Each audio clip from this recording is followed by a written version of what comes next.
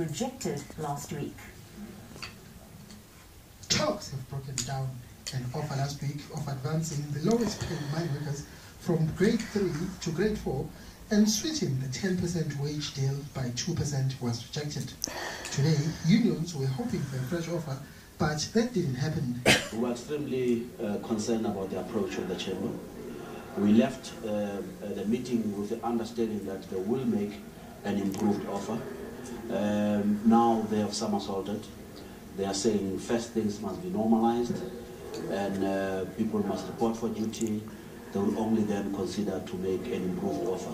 To put anything on top of what we've already proposed on the table with no assurances that it will really make any difference, we've decided to rather now call this a day and let the companies decide what they can do to bring normality to the industry. This could mean mass dismissals.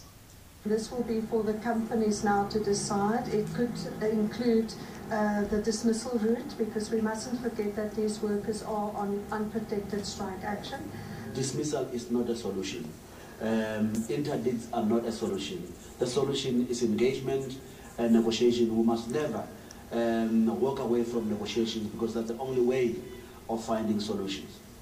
Meanwhile, Goldfields says about 8,500 of its 12,500 employees at its KDC East operation, which has been unaffected so far, also downed tools last night. Goldfields and other gold mining companies are expected to announce plans to deal with the strike this week.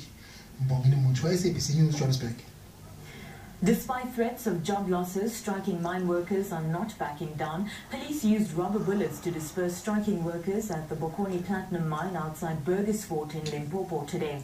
Workers ignored an ultimatum to return to work or risk being fired.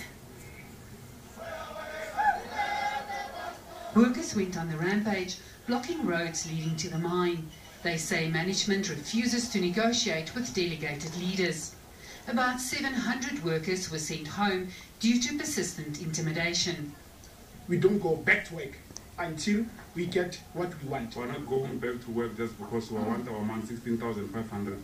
The mine has incurred about 15 million rand in losses since the start of the strike. The strike at Goldfields Beatrix operation has entered its fourth week. 8,000 mine workers from all 4 shafts are demanding 16,000 rand. Meanwhile, violence flared up again at some of the Anglo-American platinum mine shafts. Several miners were arrested. Striking Samancor miners have distanced themselves from a wage agreement between the NIM and the company. Workers' representatives say general mine workers will get a 7% salary increase, while rock drill operators will get 8%.